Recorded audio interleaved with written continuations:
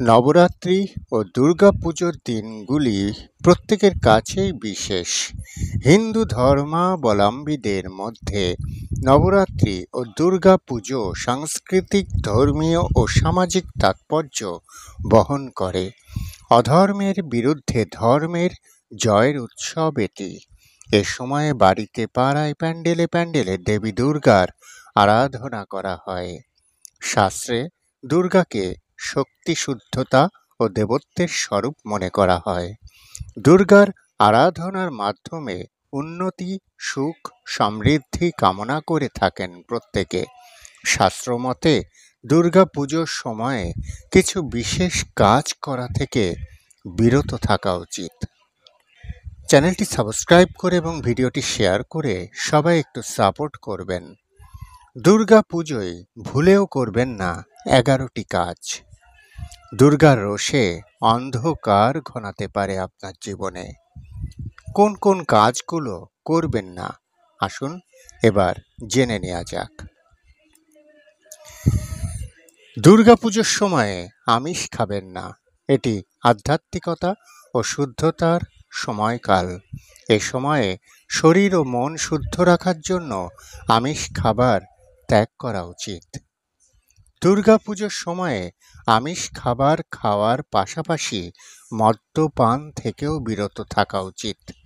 মদ্যপান ত্যাগের মাধ্যমে এ সময়ে ব্যক্তি মন ও মস্তিষ্কের শুদ্ধতা সুনিশ্চিত করতে পারেন। পেঁয়াজ ও রসুন তামসিক খাবারের অন্তর্ভুক্ত, তাই এ সময়ে পেঁয়াজ, রসুন ছাড়া খাবার খাওয়া উচিত। উল্লেখ্য, নবরাত্রির সময়ে সাত্ত্বিক খাবার খাওয়াই শ্রেয়। এ সময়ে মুখের বাণীর শুদ্ধতা বজায় রাখাও অত্যন্ত জরুরি।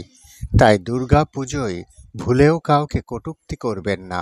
পাশাপাশি অশ্লীল মন্তব্য করা বা অশ্লীল ভাষায় কথা বলার থেকেও বিরত থাকুন।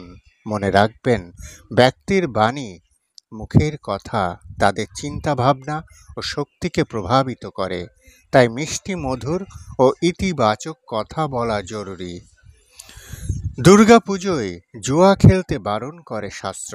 এর পাশাপাশি চুরি, প্রতারণা ইত্যাদি করা থেকেও বিরত থাকতে হবে। সৎ পথে চললেই আধ্যাত্মিকতার লক্ষ্যে পৌঁছাতে পারবেন। এছাড়াও বড়দের অসম্মান করা, কথায় কথায় ঝগড়া করা থেকেও বিরত থাকতে হবে। কুচিন্তা, ছল, প্রতারণার আশ্রয় নিলে দুর্গার রোষের শিকার হতে পারেন। বাহ্যিক সুখ স্বাচ্ছন্দ্যের পেছনে না ছুটে আন্তরিক শান্তি খুঁজে বের করুন। মোহ মায়া ত্যাগ করে আধ্যাত্মিকতার পথে এগিয়ে যাওয়ার সময় এটি। তাই কেউ বাহ্যিক সুখ শান্তির বা সুখ স্বাচ্ছন্দ্যের পিছনে ছুটবেন না, অন্তরের শান্তি খুঁজে বের করুন। অনেকে এ সময়ে দান পুণ্য করেন, আবার এমন কিছু ব্যক্তিও আছেন যারা দান পুণ্যের পথ এড়িয়ে চলেন।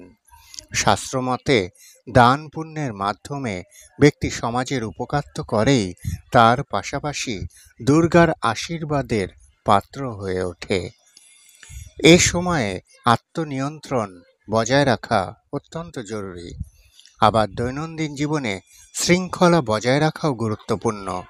ছন্ন ছাড়া বেপরোয়া জীবনযাপন ব্যক্তি কষ্ট বাড়িয়ে থাকে। তাই এই সময়ে বা নিজেকে নিয়ন্ত্রণ রাখার চেষ্টা করুন। শৃঙ্খলা বজায় রাখুন নিজের জীবনে। ছন্ন ছাড়া ও বেপরোয়া ভাব জীবন থেকে বর্জন করুন। যারা উপবাস করবেন তারা ভুলেও দাড়ি, গোঁফ ও চুল কাটাবেন না। এমনকি 9 দিন পর্যন্ত নখও কাটাতে নেই। এ সময় ভুলেও নোংরা পোশাক পরবেন না। বিষ্ণু পুরাণ অনুযায়ী দুর্গাপুজোয় দিনের বেলায় ঘুমানো নিষিদ্ধ, তাই কেউ ভুলেও দিনের বেলায় ঘুমাবেন না। দুর্গা চালিসা, মন্ত্র ও সপ্তশতী পাঠের মাঝে ভুলেও অন্য কোনো কথা বলবেন না। তা না হলে নেতিবাচক শক্তি আপনার অর্জিত পুণ্য আত্মসাৎ করবে। ভিডিওটি ভালো লাগলে সবাই শেয়ার করবেন এবং চ্যানেলটি সাবস্ক্রাইব করে সবাই পাশে থাকবেন। প্রণাম।